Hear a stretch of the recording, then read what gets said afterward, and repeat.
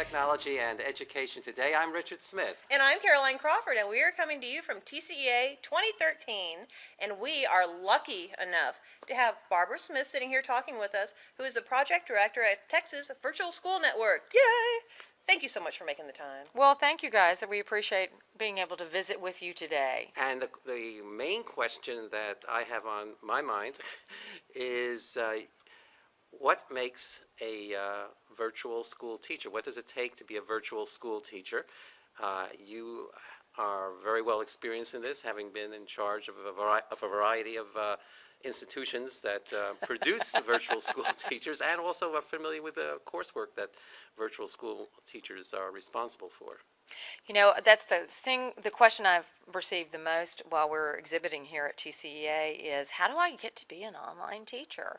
And so what I've told most of them is, especially in the framework of the Texas Virtual School Network, is that there's a statutory requirement that to teach a course over our network, you have to be obviously Texas certified to teach that course. But equally important, you have a professional development requirement on top of that. And so the Texas Virtual School Network has identified some professional development providers that have courses that meet the national standards of quality for online teaching. And so a teacher, first step is to go to our website under professional development and look at those different providers, because you really need to shop kind of a la Amazon, because we have providers, and Richard's program is a part of that. Some are higher education institutions where you can get graduate credit. We have service centers and other programs too. So first thing is make sure you're Texas certified. Second, go in and get your professional development requirement under your belt. So I know what we teach as part of our course of study, which the Texas Virtual School Network has approved. What is typical of the concepts that are necessary to be a provider of training? What needs to be included in that training? Well, I think some of the national standards that are really key to us revolve around the interaction. Being able to keep the day-to-day interaction going between the student and the teacher, as well as students and other students. But it also goes to that issue of that student that maybe you haven't heard from in 2.5 weeks, and how to draw them back into the course, back into a part of the discussion with you as a teacher or other students as well. Well, typically we're talking about high school students. Of course, with the Texas Virtual School Network, all our courses are indeed high school, so that's our main focus. But as you well know, a lot of the concepts that are taught in these professional development courses work with middle school as well as elementary students as well. The third thing I tell them, Richard, is once you've completed your professional development, it's very important as adults, isn't it, that we apply what we learn, because we tend to lose it if we don't use it. That's true. Understanding it, not only understanding the information, but doing it while you're actually learning it, as well as after the fact. Becoming involved in instructing online courses. Absolutely. So one of the things we always suggest is perhaps you're not ready to go to one of our providers and say, hey, I want to teach your coursework, because they're going to want you to have some experience under your belt.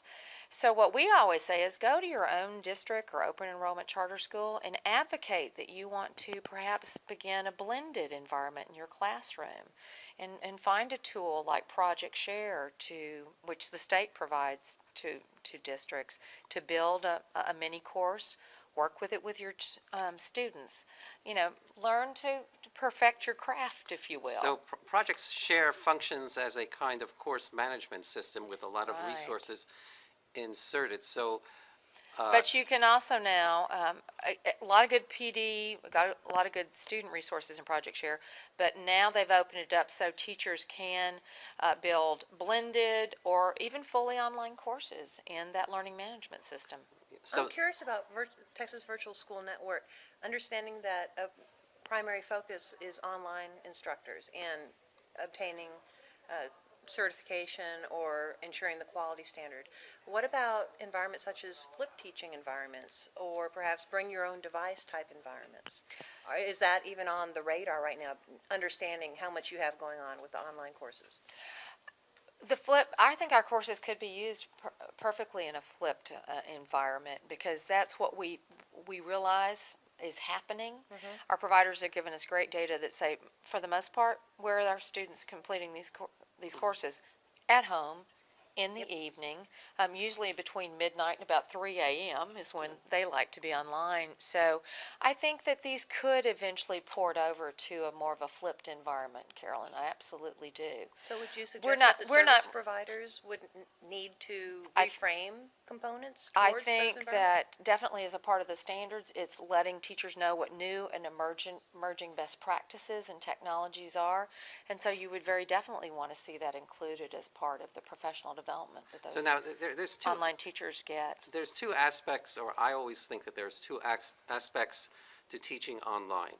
One is where the online teacher develops his or her own course usually within a course management system such as Project Share or Blackboard or Moodle, and the other where that teacher teaches a course that has been prepared by somebody else, either a professional course provider or another teacher. Now, do you find that there are some differences in the type of training necessary to cover either situation, or should training cover both situations? I think the training needs to cover both situations because a teacher may work in an environment where perhaps they are given a turnkey product to use and they can only, and they can't make any changes in content.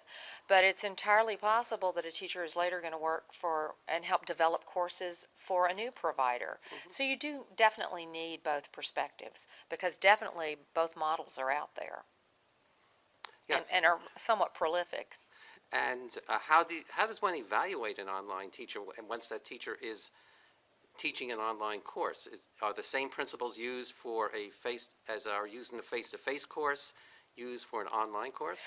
You know, that's a great question and something that we're looking for. Yeah, I'll give you great credit. Good questioning. That's one of the Nice things setup. that we're looking at. We do have some metrics. We do look at completion rates by courses, and then work with our providers to say, no, we have a little bit of concern that this one had a great attrition rate or a low success rate. But one of the things we're working with some of our other national directors of virtual schools is how are they evaluating their teachers? Because PDOS has been around for quite a while in Texas, and it's a great tool with the face-to-face environment. But we need to look at that particular tool and what other states are doing and see how that can be really morphed for both a teacher that's teaching fully online as well as a teacher who may be in a blended environment. And so that's the next challenge. But let me add something to that challenge. However, the transparency is brilliant. Yes. Everyone knows exactly what's going on within your organization. It's just wonderful. And we're trying. But let me add one more thing to your challenge. You have the teacher who's teaching a course that he or she developed, and the teacher is teaching a course that somebody else developed. Now, there's got to be some sort of evaluation differentiation between those two. Well, and of course, that's one of the reasons why our statute requires that we look at all courseware before it becomes available in the statewide catalog. And now, if it's going to be part of the full-time programs, it also needs to be evaluated. And that's one of the things that we look at is it flexible enough that a teacher can differentiate even if he or she does not have control over the content. Well, that's about it for this issue of Technology and Education today. We've reached the end of our time. We've been talking with Barbara Smith, the project director of the Texas Virtual School Network. I'm Richard Smith. I'm Caroline Crawford. Have a wonderful day. Bye.